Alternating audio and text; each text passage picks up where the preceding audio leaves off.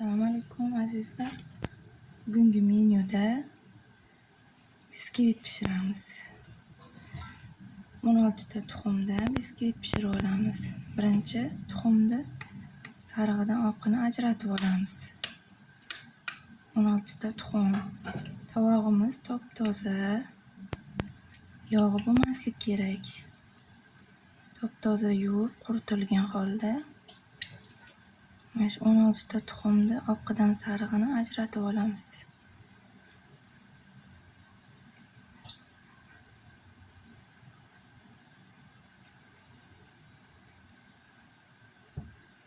Sarig'ini alohida idishga, oqini ko'pirtiradigan mana sirli idish bo'lishi kerak.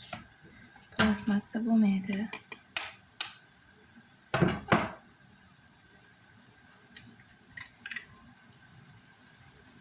Hammasini sarig'ini bir tomchisi ham tushmaslik kerak oqiga. Biskvit yaxshi chiqmaydi.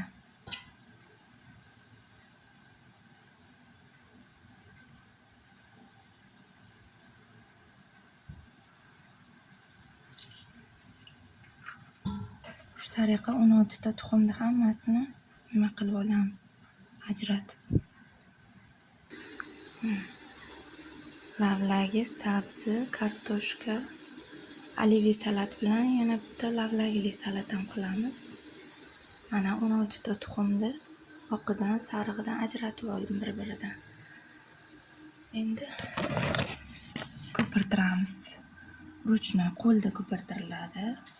Mana bunaqa zibuvalka bilan yaxshilab tovoq chappa qilganda zibuvalka tushib ketmaydigan darajada qattiq bo'lgangacha ko'pirtiriladi. Hozir bunga 1,5 piyola shakar solaman. 1,5 piyola shakar. 10 ta tuxumga 1 piyola shakar solaman.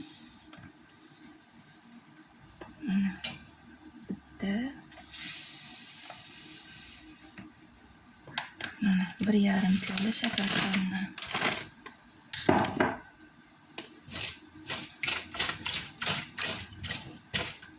Birinchi asta shakarni aralashtirib olamiz. Shunaqa qilib qattiq qilib ko'pirtiramiz.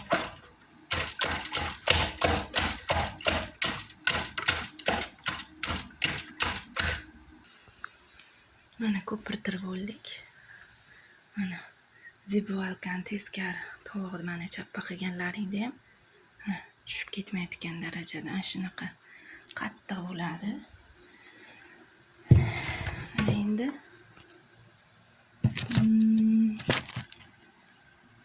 ichiga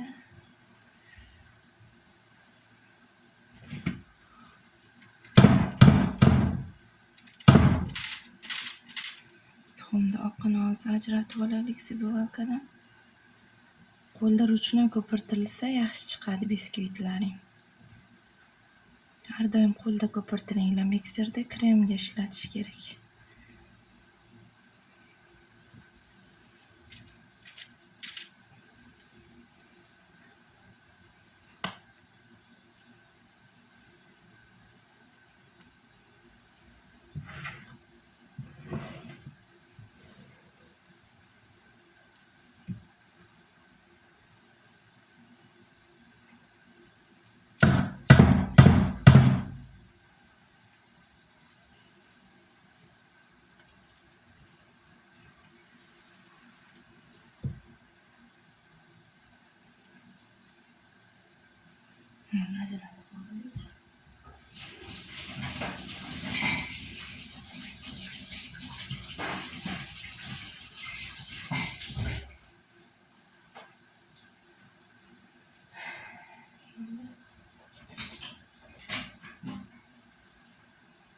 Qattiq qotib turibdi.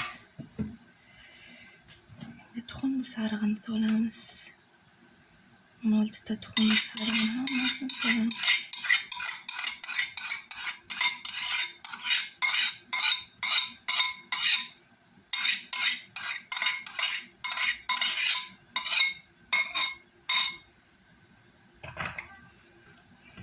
Aralashtirib olamiz.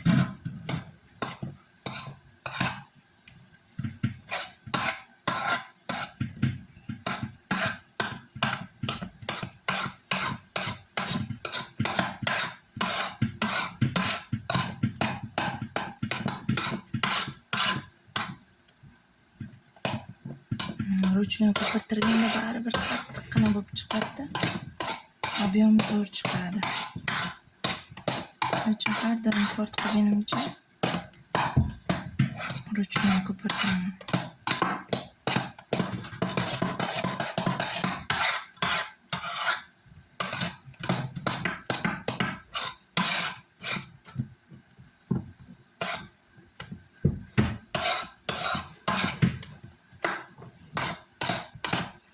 Bugun 8-dekabrga bir bayram qilaylik. Qo'shaloq bayram, o'g'lim tug'ilgan kuni bugun.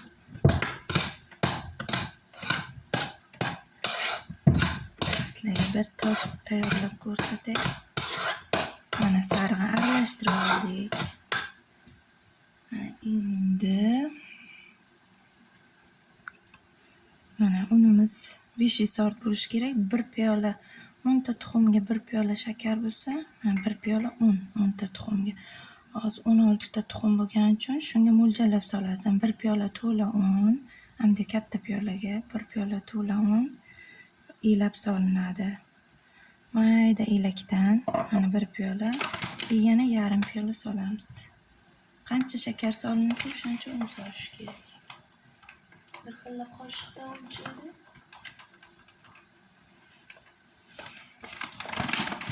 Mana piyola un.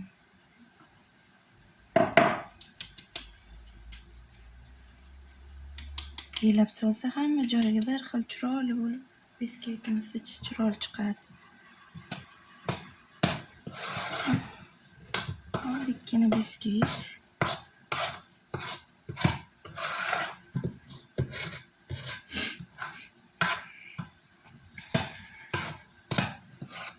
Yaxshilab qo'zg'alab aralashtirish kerak.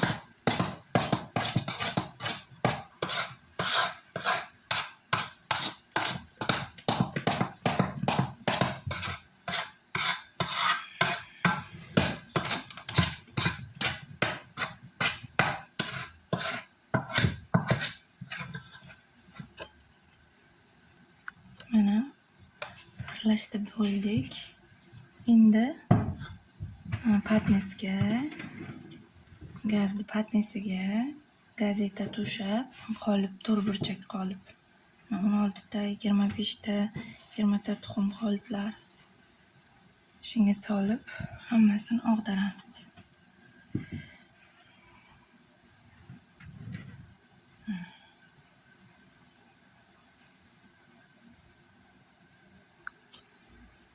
Tovoqda ichidagi masalliqlar ichiga to'kib qolipga ustini bir xil tekislikda tekislab olamiz.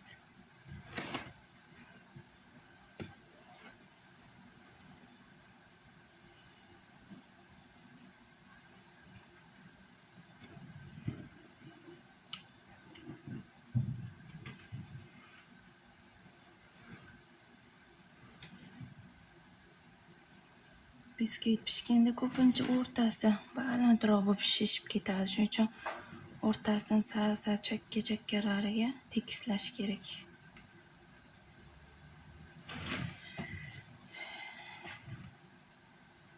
Juda ham suykab ko'p o'tirmaslik kerak. Masalliq o'tirib qoladi. Yaxshi shishib chiqishi uchun tez harakat qilib birdan duxovkaga joylashtirish kerak. Bu qolipimni balandlik qildida, ana u elektritskiy duxovkaga qolipim balandroq keldi.